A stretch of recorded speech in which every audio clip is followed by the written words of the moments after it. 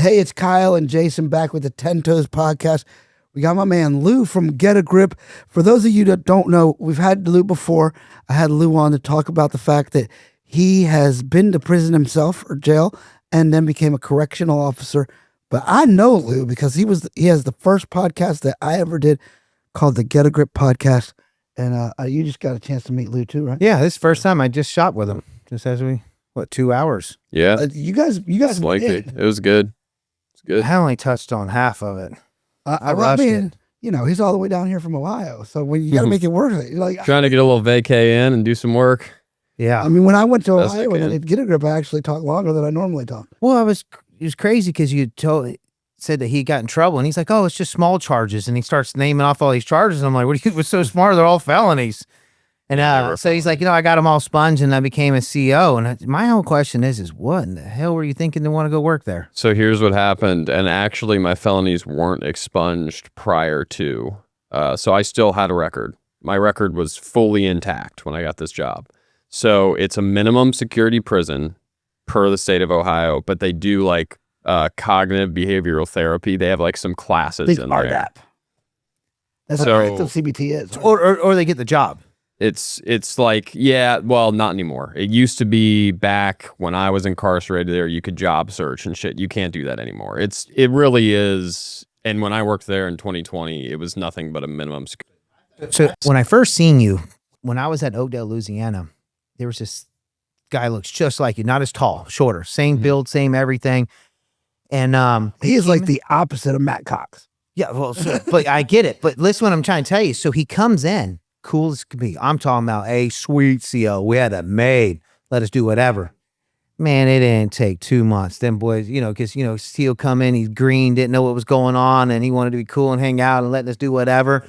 Man, they abused that dude. It was 2 months. Next thing you know, they're already reporting on him doing stuff. It wasn't that for Lou. It was the credibility that he had. I had the opposite experience. I know, but the reason why I'm touching this is because I'm going to ask you a question, a follow-up on this. So my whole thing of it is, I tell people all the time, people are like, oh, CO's this. Now I'm like, dude, inmates turn to COs assholes, okay? We'll get a cool-ass CO, brand new, that's green, and then thinking like, I'm just going to be make it easy, this and that. Next, the inmates are set them up. They turn them out, set them up, make them into assholes. Dude, this blow it. Listen, they done set this dude up and try to they did something to him. I don't know the full story. He came in one day and said, listen here, guys, I ain't your friend. I'm tearing every room up every day the rest of this time until you understand that we're not friends. And he became the biggest dick and wrote the most shots I've ever seen in my life. Whatever they did to him, and I see it all the time. These COs come in cool as a fly, dude. I'm talking about cool as my dude. It's the inmates that destroy it every time, Kyle. What were you going to say? Yeah.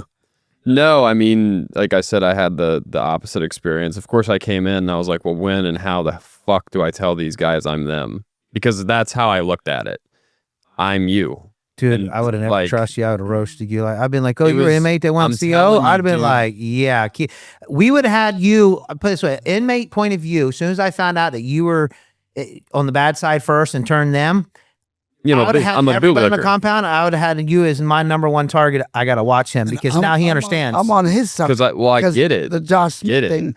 Like Josh Smith, who's the assistant deputy director of the BOP. He understands the game, though, so I have to watch him now. He turned their side, so now I can't trust him. He's on their side. I'm in there, so now I'm like, he knows the game. He's been on our side. He understands how to look. I'm like, yeah, the best training I got was being incarcerated. Yeah, for that job. You damn right. Like, that's why I said I'm watching. I can like you and everything else, and I'm gonna be like, I don't trust him. Yeah, like, you got to watch him. He's on point. The other guards don't know they're retarded. So, no, you're not wrong. I got a couple questions for Lou. Just totally off this topic. What was it like to sit down with the judge that sentenced you? Oh, for that interview? Yeah, that was moving. It was awesome. It's funny because it was probably my favorite interview, but it doesn't do numbers because there isn't a whole lot of like crazy stories with it. But guys like us would love it. But the situation of like sitting down with the judge who sentenced you to prison or sentenced you to jail is nuts. And like he told stories of me like throwing a fit in the courtroom. Like when he sentenced me, I fucking flipped out and was complaining about how I was a manager of a sub shop and how can you do this to me and da da da da da. It was, I mean, he's the reason I got the job at the fucking correctional facility. He wrote me a reference letter. Dude, my judge was falling asleep during my trial. We had to wake him up. My God. Yeah, I mean, there's good judges out there. Like I network, I go to these local events and I meet these judges, and How do you get someone like that to come on your podcast? they just have to trust you. I mean, I've had 2 now, Judge Munson, and they're both common pleas, so they're both felony. They're not misdemeanor. I kind of had a connection there, and then Judge McIntosh, I just emailed him. He said, "Yeah, Yeah, just see, come on down." state judges are easy to get. Federal, and you're never gonna probably get. I would them. love to see if I could get Judge Watkins to come on to You might be, podcast. dude. Don't count it out. You might be able to. I'm just saying. I don't know if my judge is still alive. People think that's crazy. It's not as, I mean, dude, like he just let us in. Like we did one in the judge's chambers and the other one, he's just, yeah, set up, all good, do whatever. And we're just back behind the fucking courtroom. Like, If that was weird. If that was your favorite interview, who's your second favorite? Fuck, I don't even know if I can answer that question. I shouldn't even have said it was my favorite interview. Well, it's favorite to you because he sentenced you and you wanted to ask a question. It was I mean, it was personal. It's personal. But it's also like a look at how far we've come. Yeah, it's, I mean, I don't know. Like I said, we all know the crazy stories sell. Yep. Like we know that. But like there's, Why do you think Poets video is the number one on our? yeah, like they sell, but I also do like those interviews where they tell war stories, but then the second half is like how they got their fucking life back together, because people don't understand how hard that is. Like when I got out of jail, I didn't know how to fix my credit. I didn't know how to get a car. I didn't know how to get an apartment. I didn't know how to do shit. And like, there's a lot to be learned there educationally, I think, for people that are fresh out, that you can help them. You know what I mean? Yeah. By sharing those stories. So those are some of my favorites. Well, that's the reason why we do the 10 toes, is because if you notice, we don't know where it's going to go. A lot of people, like, I just went on your podcast and I pretty much, you were like, oh, I ask a lot of questions. And I'm like, great. And you didn't hardly ask me any.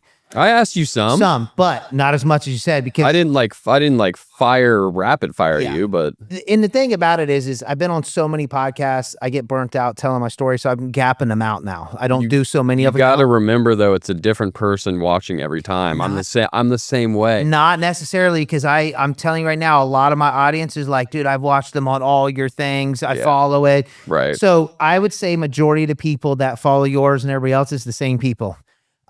We're starting now to pick up people. I do these promo videos for 10 Toes. And it's so funny, Nelson, I'm like, what kind of people are we looking for? First thing Nelson always says is scumbags. And I'm like, why scumbags? He's like, because they got great stories. And it's true. Yeah. Instead of targeting all the big kingpins, we're starting to do like all the crazy like scumbag stories.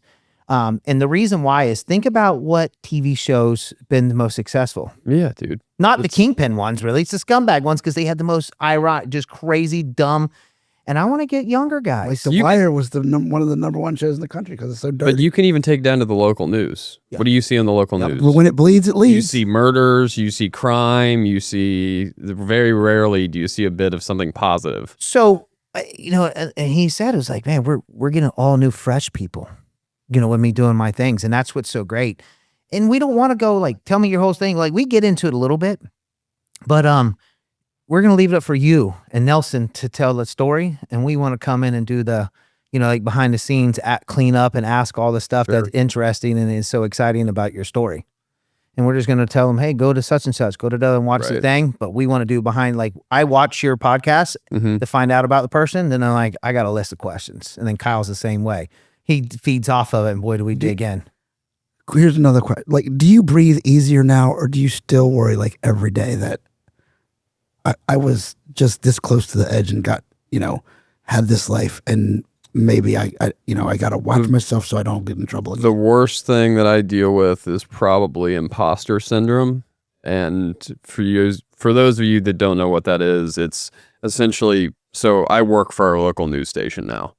I do marketing and consulting, and there are days I go into work and I get like paranoid, like you're not supposed to be there. Like I'm not supposed to be there, because there's guys that fucking work their whole life, get a degree, do everything right, and I have your job, like, and I'm a piece of shit fucking felon. But you see what I'm saying? I know exactly what you're saying. It's that imposter syndrome of I'm not good enough. See, I would have that being a CO, because I'm a criminal at heart, and if I became on that side, I'd be sitting there every day. But I didn't come in. I wasn't like I didn't come in to fuck shit up. I came in to help. And I think that's where the conversations I would have one-on-one is where I would gain the respect of the inmates, because it was like, I do give a shit. Like, and even when I quit, I still would bring recovery meetings into the facility for free afterwards. So they'd still see me, some of the guys that were there, and be like, oh, fuck, he's for real.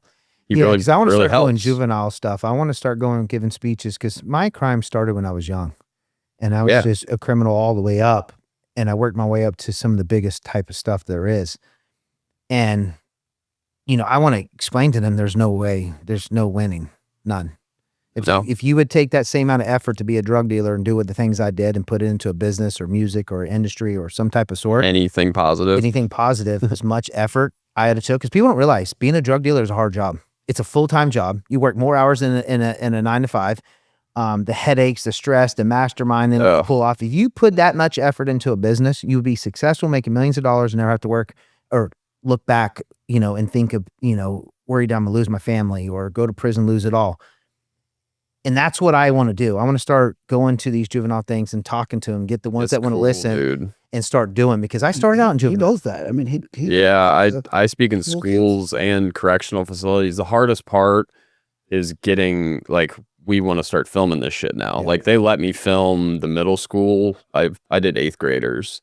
And I tell my story just like I tell it on here. I just don't cuss, and I kind of tone it down a little bit. I could do that. But like, to get cameras in, and like, if you could, which it's difficult with prisons and institutions. Minors too. Yeah.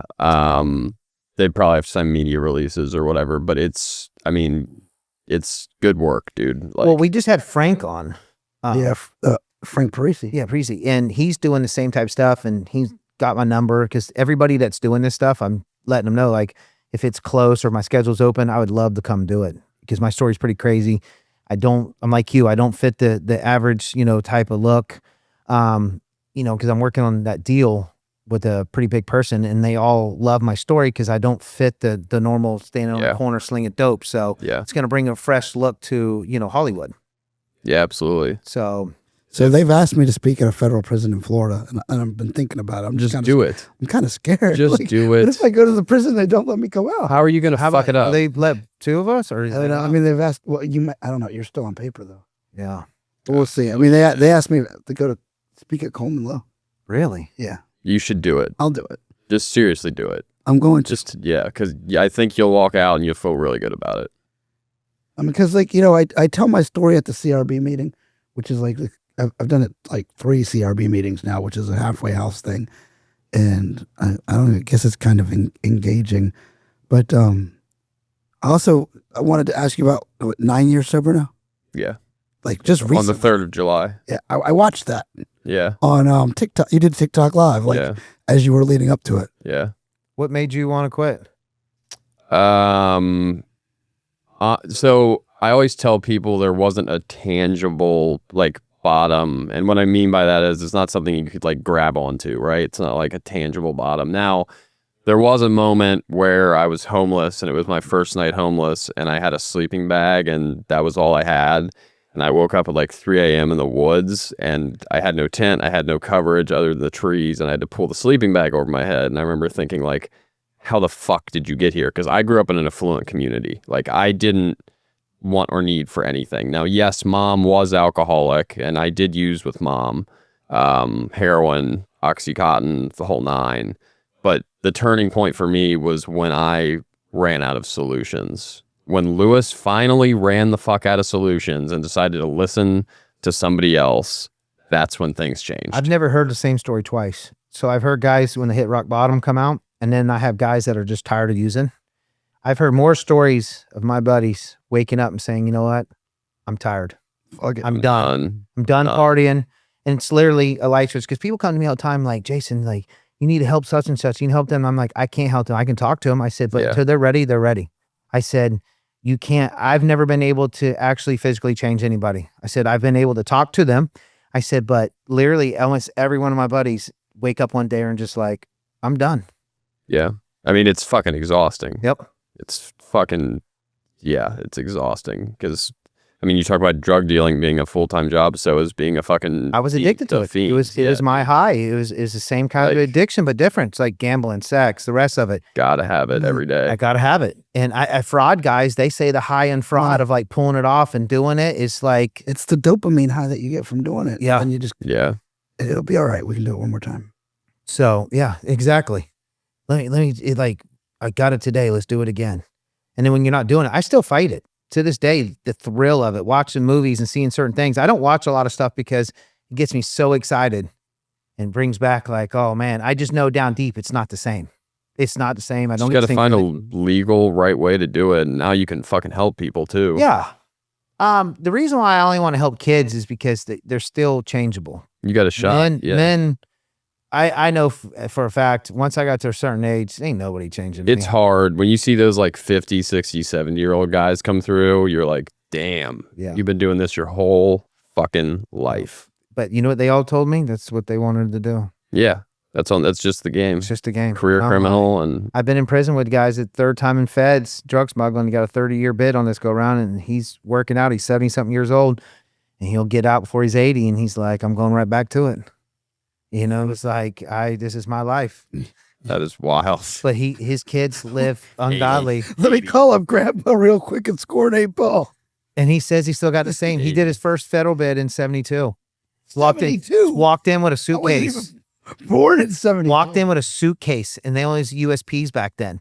And he was like, I only did a couple years. And then the next time he got busted in like 80s, before they changed the laws, 86, he only did so many. And then this go round, he got busted in the early 2000s or early 2000s and, or late 90s. And he got 30 years. Jeez. So he should be out by now. And he would work out every day. Old Jewish dude, long hair.